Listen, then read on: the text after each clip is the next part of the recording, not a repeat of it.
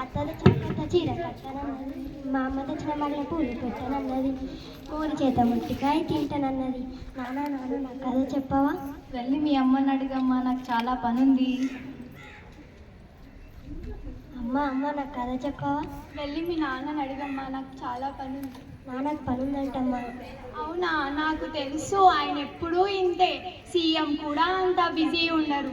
నాకు వంటింట్లో పనుందమ్మా, వెళ్ళి మీ నాన్నమ్మని అడుగుతాను. మీ ఇద్దరు ఎప్పుడు ఇంతే, కథ చెప్పరు పాట పాడరు. నేను ఏది అడిగినా పనుంది పనుంది అంటారు. నానమ్మ నానమ్మ నాకు కథ చెప్పవా? చిట్టి తల్లిన బంగారు తను అక్కడ పోయినట్లు పోయి చెప్తున్నాం అమ్మ.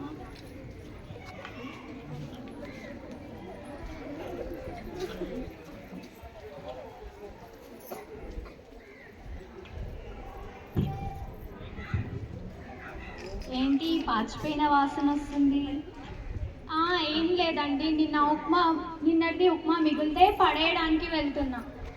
ఎక్కువ ఎందుకు చేసావు? మీరు తిని బలుస్తారని. దీని పేరు ప్రభావతి, దీనికి లేదు మతి, ఇది చాలా పెద్ద కోతి.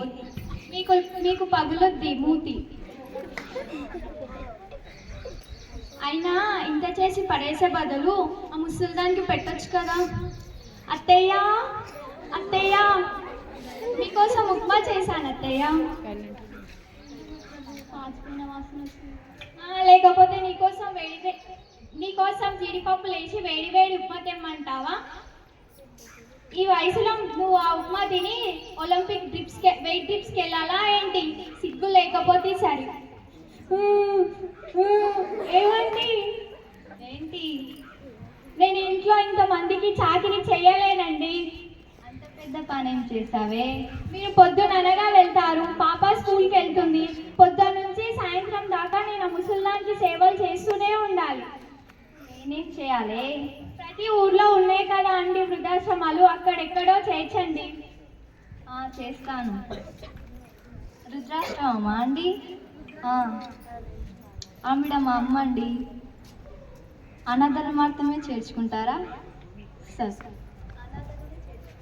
అనాథ అని చెప్పండి. సరే. హలో, రేపే పంపిస్తామండి. రేపే అని ఎందుకు చెప్తున్నారు? ఇవాళే అని చెప్పండి.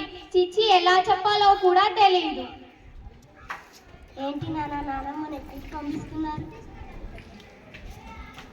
నువ్వు నోరు మూసుకొని చదువుకోపోవే. అమ్మా నువ్వు ఆగు. నాన్నమ్మని ఎక్కడికి పంపిస్తున్నారు?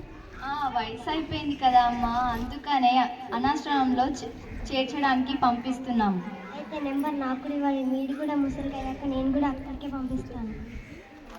చూసావా అండి అది ఎలా తయారైందో? అంతా ముసల్దాని గారభం వల్లే అది ఇలా తయారయ్యింది. అమ్మా నువ్వు ఆగమని చెప్పాను కదా. నాన్న నేను చిన్నప్పటి నుంచి అమ్మ అలానే నన్ను చిన్నప్పటి నుంచి పెంచినట్టు నిన్ను కూడా నానమ్మ అలానే పెంచింది కదా. అమ్మ నువ్వు పాచిపోయిన మా నానమ్మకి ఇచ్చే బదులు నువ్వు తినొచ్చు కదా, లేదా నాన్నకని ఇవ్వచ్చు కదా, నాకని ఇవ్వచ్చు కదా. నానమ్మకి ఎందుకు ఇచ్చావు? నానమ్మ అంటే నీకు అంత కోపం ఎందుకమ్మా? సరే అమ్మమ్మ, తప్పు తెలుసుకున్నాము.